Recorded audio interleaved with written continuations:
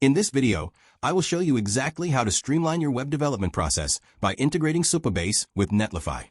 This powerful combination allows you to manage your backend and hosting in one unified space. To get started, open your Netlify dashboard and look at the left sidebar menu to find the button labeled Extensions. This is where you can find various tools to enhance your project functionality. Once the extension marketplace opens, use the search bar at the top to search for Supabase. You should see a dedicated Supabase extension card appear in the results. Click on that card to open the details, and then click the blue Install button to add it to your organization.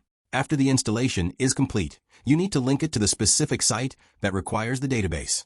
Select your project and navigate to Site Configuration from the left-hand menu. Within the General Settings layout, you should now see a newly added section for Supabase. Click the Connect button to begin the authentication process. An OAuth pop-up window will appear asking you to log in. Enter your Supabase account credentials and authorize the connection.